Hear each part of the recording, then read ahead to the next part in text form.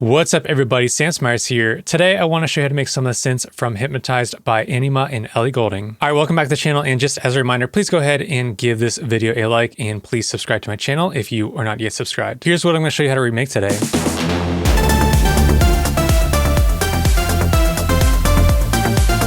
In the drums by themselves, I just pulled these from the original track. And all these synths by themselves.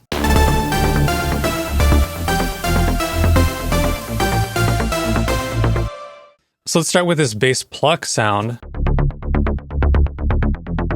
I have a kickstart on it that is giving that pumping effect. Let me just go ahead and duplicate that.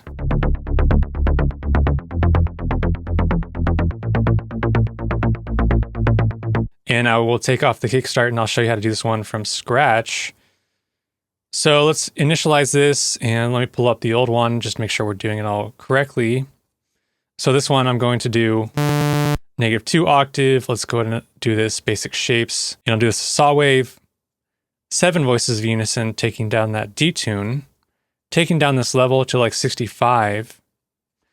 Then I'll just copy this oscillator A to B, raise this up 1 octave, raise up this level to like 80. Envelope 2 I will assign to the filter. So let's do this as at 365 or so, take out the release. Did I adjust my attack? And I will assign it to a low 24 filter. Turn this on for A and B. Shift option on a Mac to get it to go unipolar. Take down this resonance. Raise up this drive a bit. Everything looks like it's matching so far.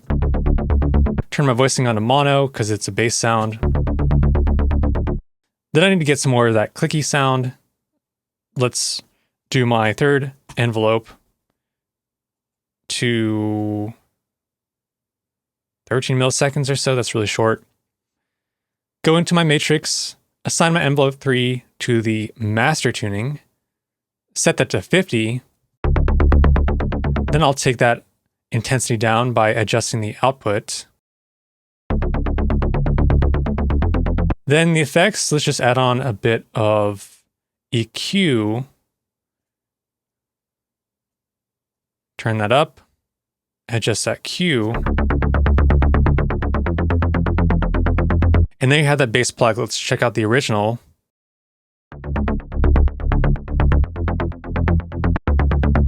In the new version. That whole process of pulling up the old preset and then remaking everything according to the old preset, just making sure it sounds the same, is what I recommend you do if you are trying to learn sound design. If you have some presets you like, open up another instance of Serum that's blank, and then try and recreate everything on that new instance of Serum to make sure that it all sounds the same when you're done. Because a lot of times you'll think you'll make all the changes and then you'll miss something and you'll have to like go through and figure it out and troubleshoot it. And that's really helpful because it helps you learn what everything is doing. So that's how I made that pluck sound.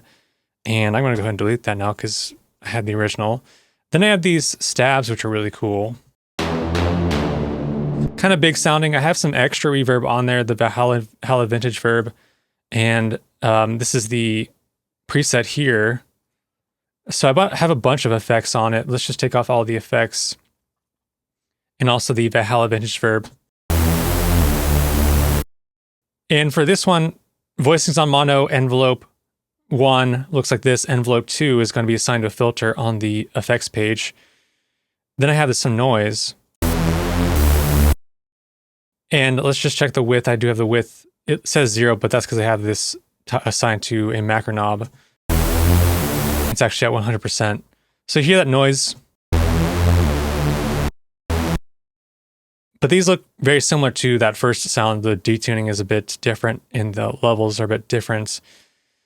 So now I've got the multi-band compressor, the OTT, and I like doing this before a filter. It gives it more of like a impact sound or more of like a hit sound if I add this before a filter. So that's really going to brighten it up. I added on a bit of soft clip. Super bright, but then I add on the filter and that helps bring it all together. Envelope 2 is assigned to this cutoff, got the modulation about 30, resonance and drive here.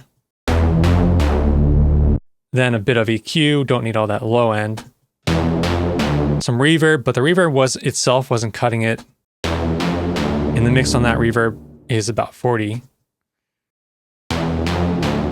So I added on the Valhalla Vintage for reverb. It's okay to have two different reverbs on your sounds.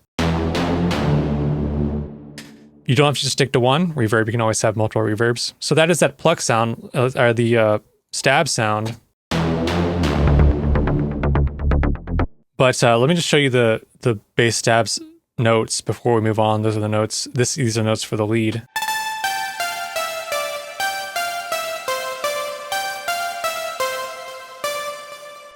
Kind of like a cool 80s sound. I have an extra reverb on there because I just need a bit more than what I could get out of the serum reverb. And then here is my voicings on mono. My envelope 1 got a bit of a plucky envelope. So let's play this. Gives a bit of plucky sound.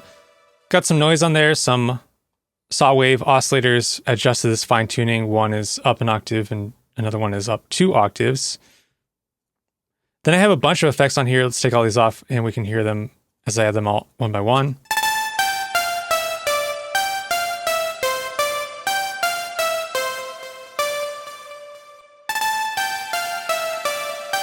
Just reverb, chorus, delay, nothing too crazy. The chorus is very mild, can really barely hear it, but I had to layer that with like another layer that's an octave lower.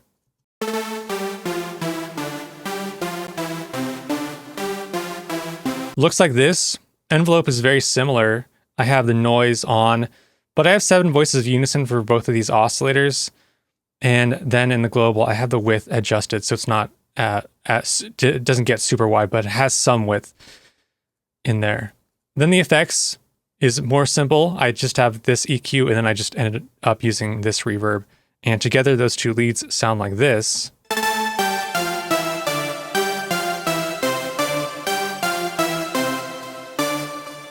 And then from that high lead sound, I created this rising effect.